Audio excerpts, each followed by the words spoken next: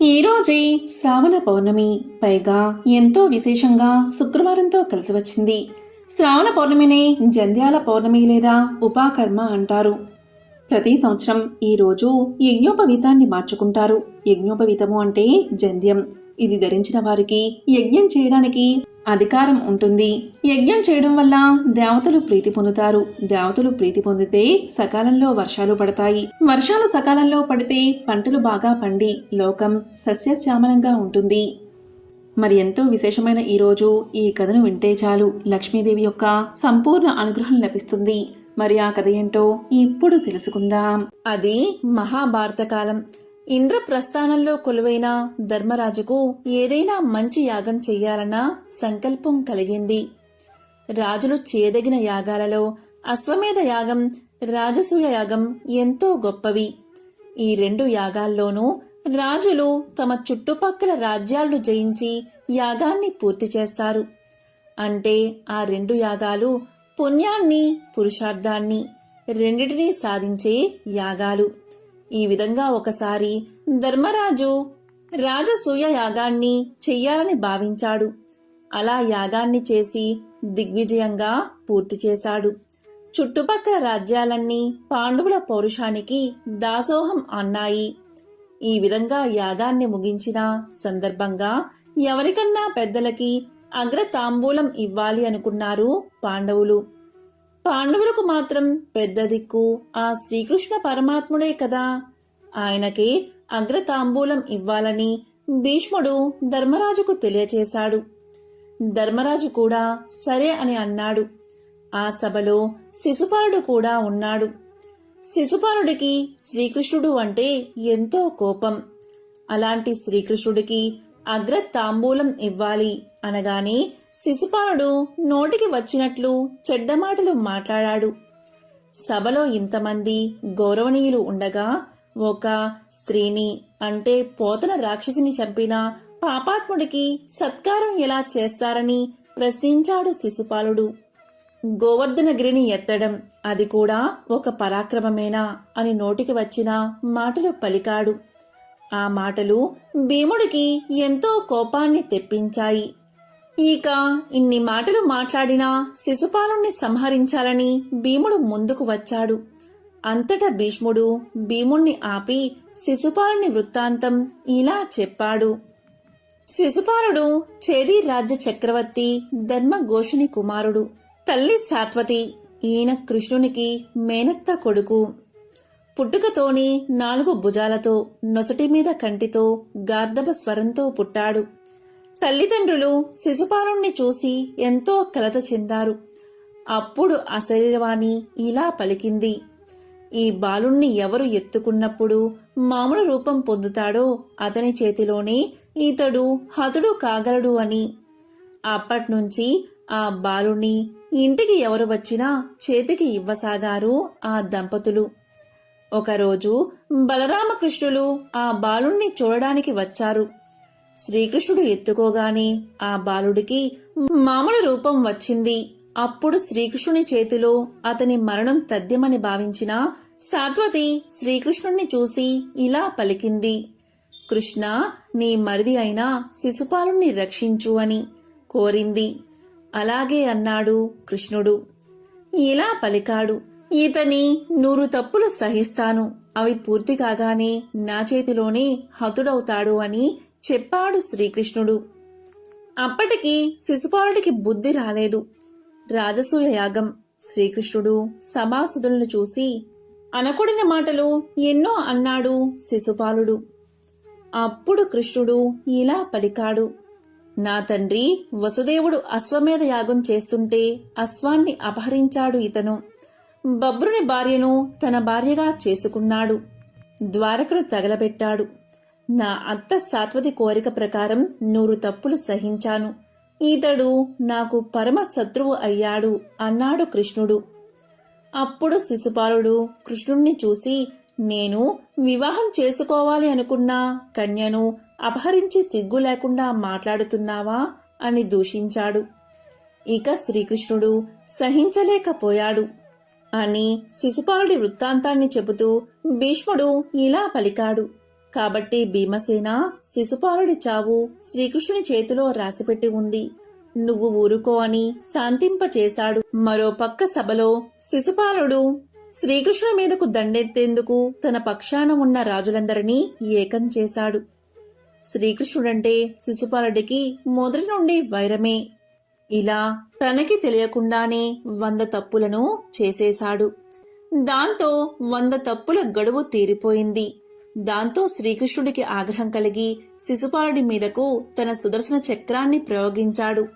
ఆ సుదర్శన చక్రం నేరుగా వెళ్లి శిశుపాలుడి తలను ఖండించింది. కాని సుదర్శన చక్రం విడిచే ఆవేశంలో శ్రీకృష్ణుడి వేలికి చిన్నపాటి గాయమై రక్తం కారడం ప్రారంభమైంది. శ్రీకృష్ణుడి వేలికి గాయమైందని తెలియగానే వేలికి కట్టుకట్టేందుకు నలుగురు 4 దిక్కులకు పరుగులు తీశారు. కాని అక్కడే ఉన్న ద్రౌపది మాత్రం తన చీర కొంగును చింపి శ్రీకృష్ణుడి చేతికి రక్షగా చుట్టింది. ఆ చెల్లి ప్రేమను చూసిన శ్రీకృష్ణుడు కరిగిపోయాడు. ఆ విధంగా శ్రీకృష్ణుడికి రక్షణగా కట్టిన వస్త్రం రక్షాబంధనం అయ్యింది. అలా రక్షగా కట్టిన ద్రౌపదితో శ్రీకృష్ణుడు ఇలా పలికాడు: నువ్వు నన్ను ఆపదలో ఆదుకున్నావు, అందుకుగాను నీకు ఆపద వచ్చినప్పుడు నేను నీకు రక్షగా నిలుస్తాను అని వాగ్దానం చేశాడు. రాజసూయ యాగం తర్వాత అక్కడే ఉండి ధర్మరాజు వైభవాన్ని, అతని రాజ్యంలోని మైసభను చూసిన దుర్యోధనుడికి ఎక్కడలేని అసూయ కలిగింది. తన రాజ్యమైన హస్తినాపురానికి చేరుకోగానే శకునితో కలిసి పాండవులను ఎలా రాజ్యభ్రష్టుల్ని చెయ్యాలా అని పన్నాగం పన్నారు.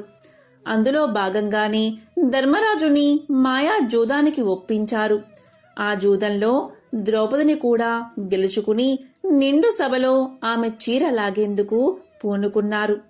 పాండవులు కూడా ఏమీ చేయలేక ఊరుకున్నారు. ఇక గత్యంతరం లేక ద్రౌపది లోకరక్షకుడైన శ్రీకృష్ణుణ్ణి పిలిచింది. ఆ తరువాత శ్రీకృష్ణుడు రక్షిస్తాడు ద్రౌపదిని. ద్రౌపది శ్రీకృష్ణుడి వేలికి చుట్టిన రక్షే రక్షాబంధనానికి నాందిగా నిలిచిందని, దానికి బదులుగా శ్రీకృష్ణుడు తన వాగ్దానాన్ని నిలుపుకున్నాడని, సోదరుడి బాధ్యతను నిర్వర్తించాడని పురాణాలు చెప్తున్నాయి.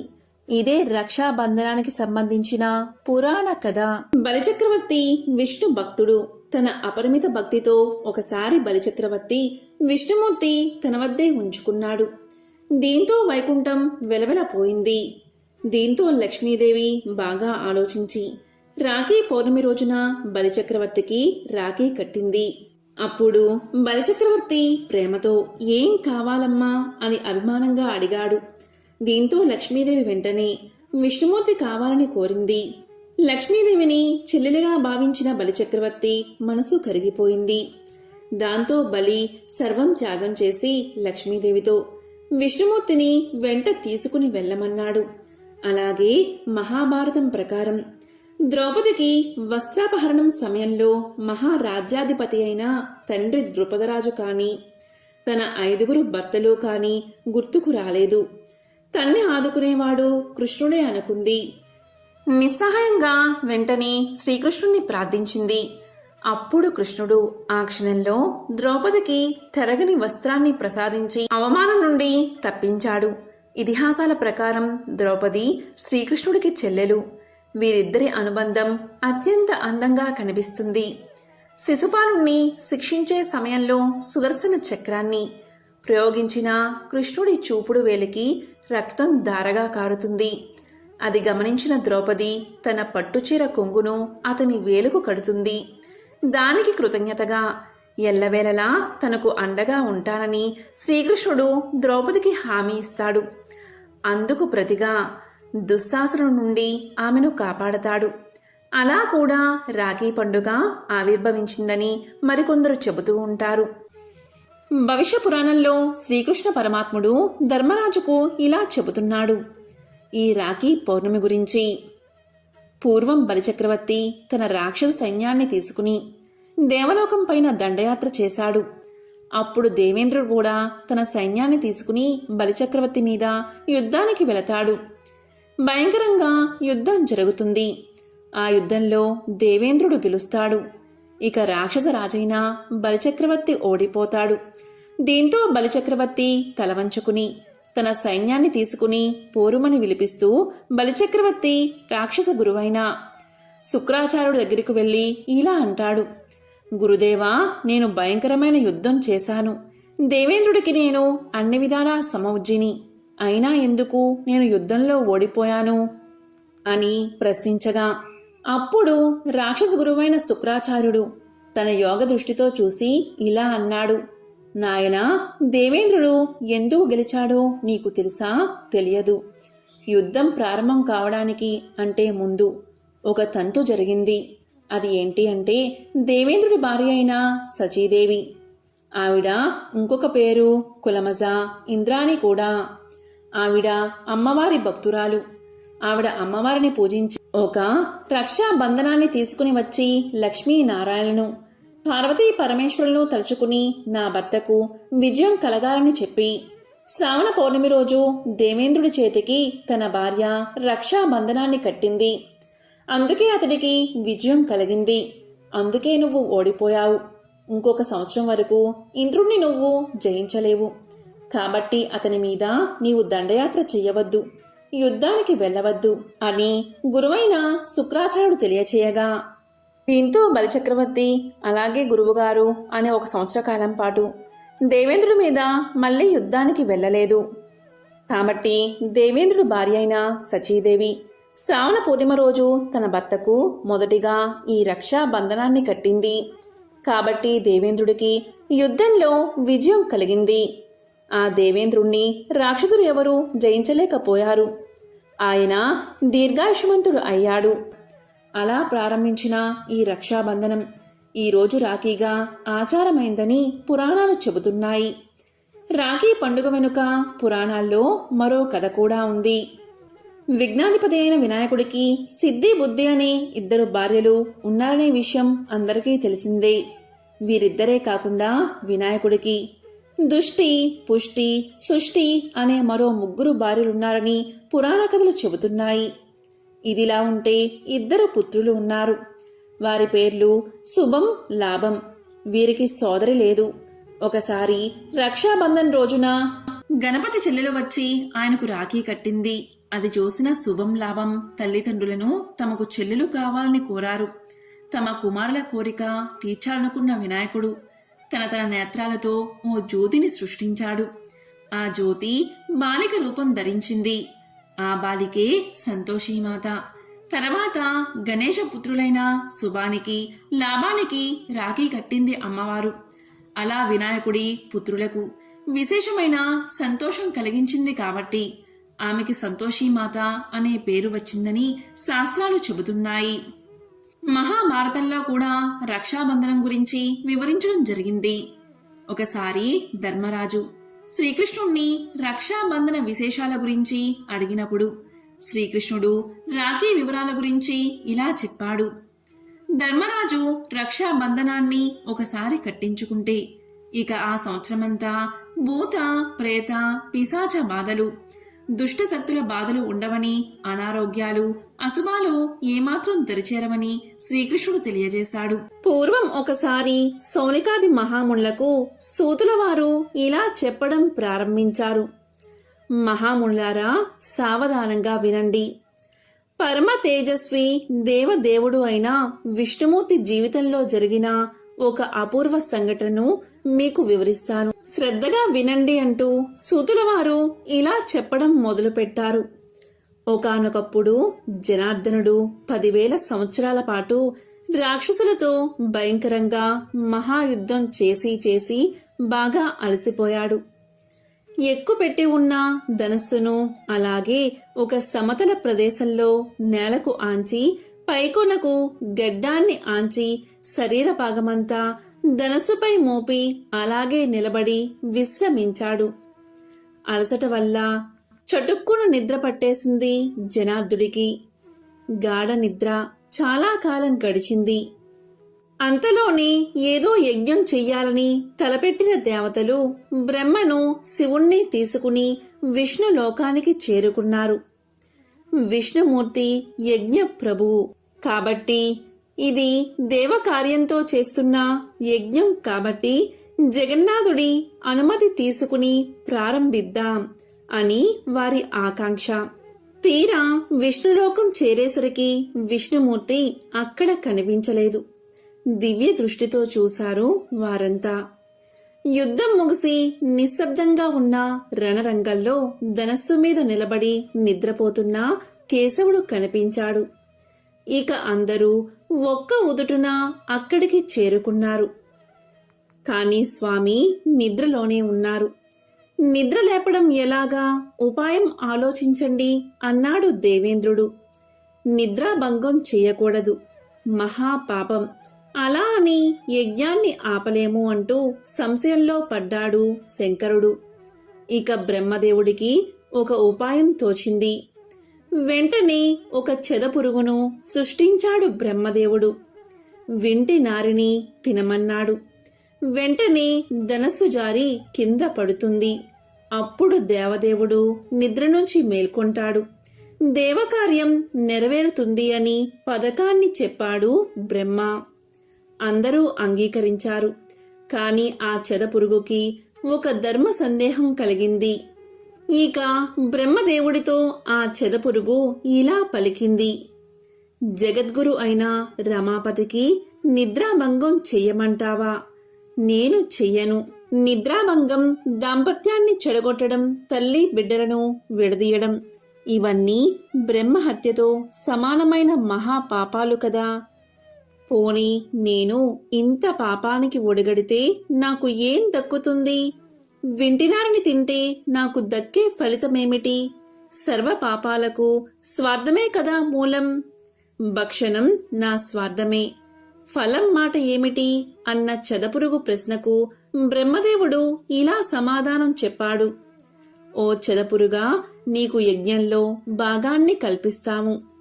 హోమగుండాలలో అవిస్సులు వేసేటప్పుడు అటూ ఇటూ చెదురుపడే భాగాలు ఇక నుంచి నీవే స్వీకరించు. కాబట్టి త్వరగా లేచి విష్ణుమూర్తిని నిద్రలేపు, దేవకార్యం నెరవేర్చు అని ఒప్పించాడు బ్రహ్మ. బ్రహ్మదేవుడి మాటలపై ఇక చెదపురుగు వెళ్ళింది.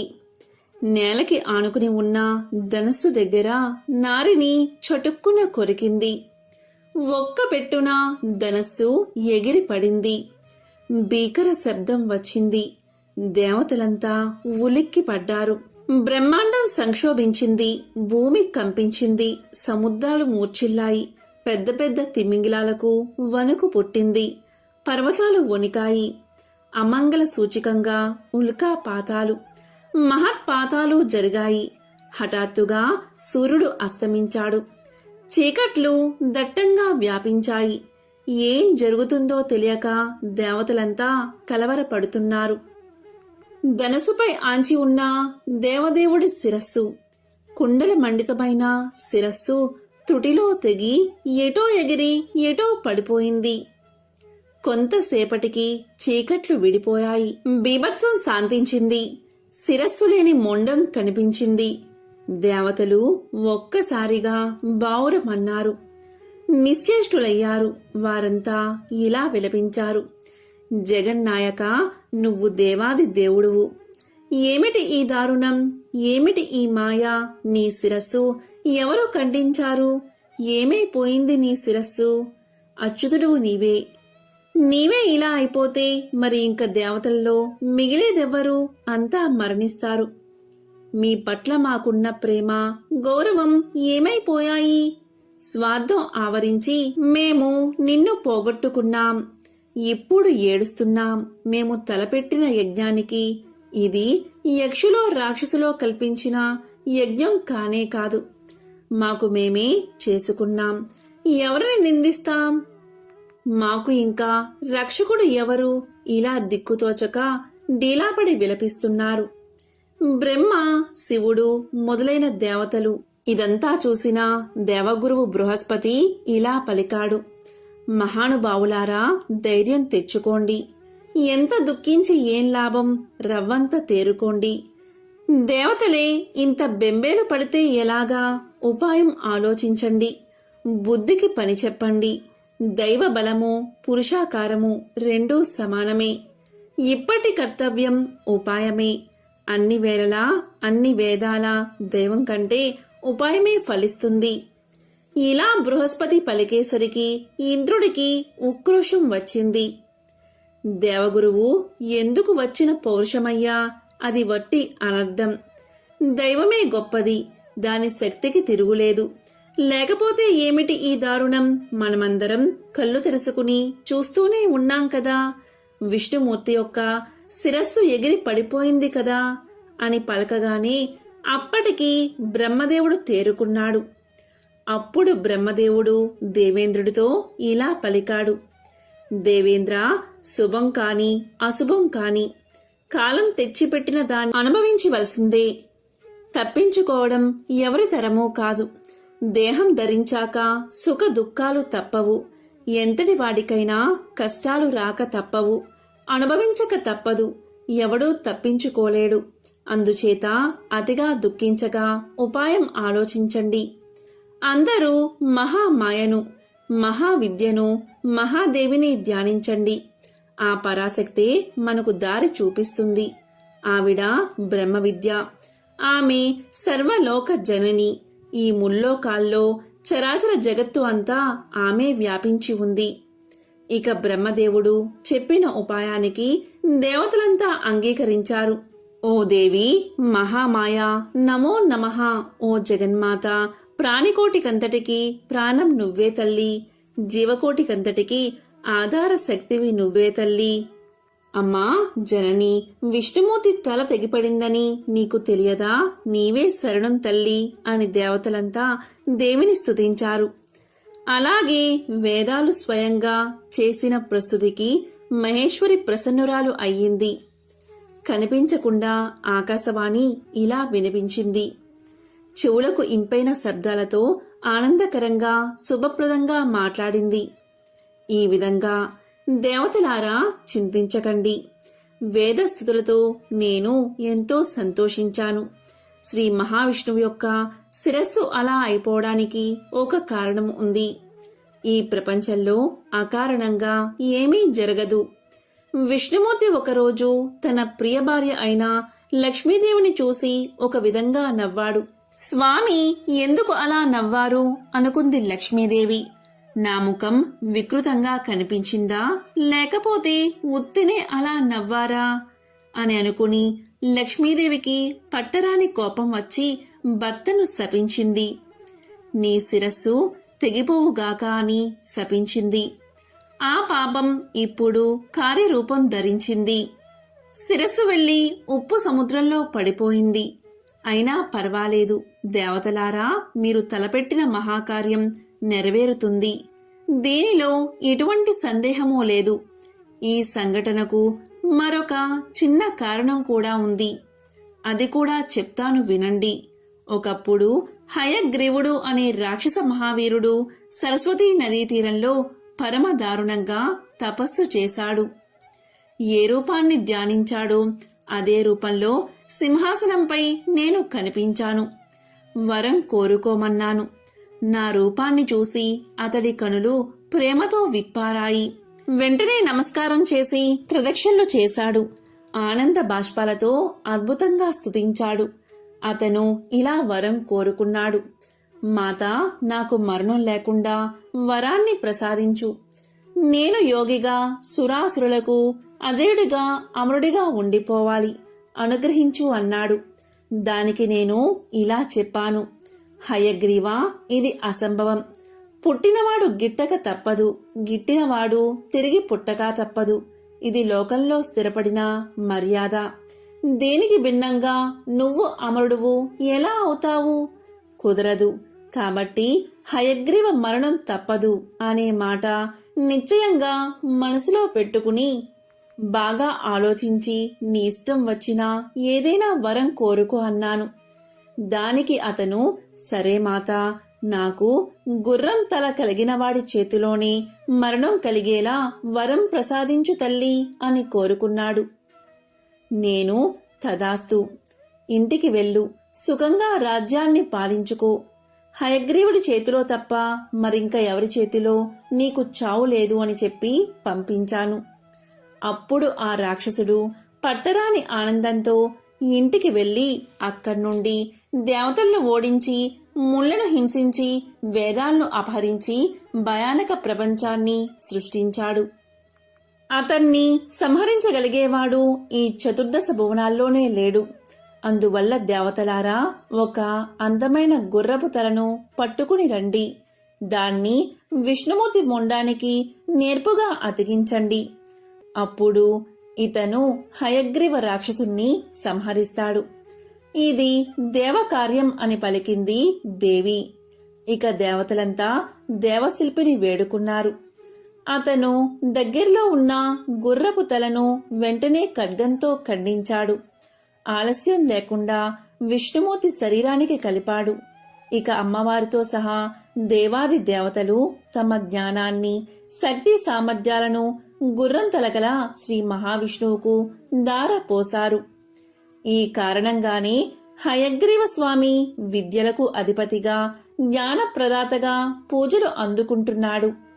స్వామివారు ఈ అవతార కార్యమై లక్ష్మీ సమేతుడై దేవతలకు దర్శనం ఇచ్చాడు. స్వామివారు ఈ అవతారాన్ని ధరించిన రోజు శ్రావణ శుద్ధ పౌర్ణమి.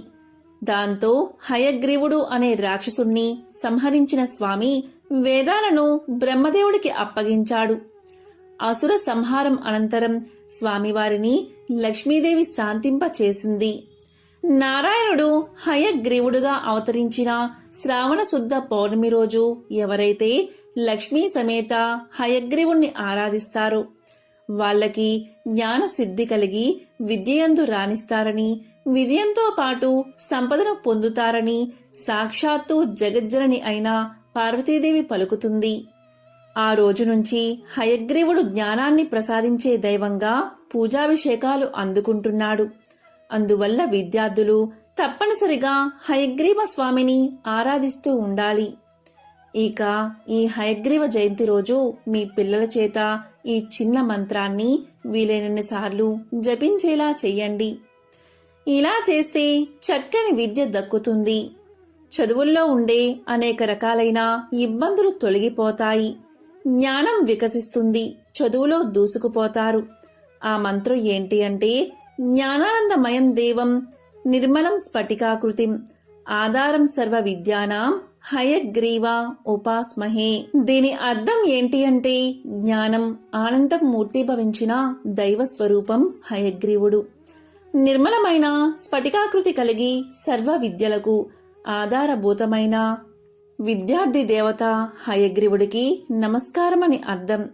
కాబట్టి హయగ్రీవ జయంతి రోజు ఈ శ్లోకాన్ని మీ పిల్లల చేత తప్పనిసరిగా చదివించండి. ఈ కథలను విన్నా, చదివినా, చెప్పినా, వినిపించినా సకల శుభాలు కలుగుతాయి. జన్మల దోషాలు తొలగి కోటి జన్మల పుణ్యం వస్తుంది. ఓం నమః శివాయ. ఓం నమో నారాయణాయ.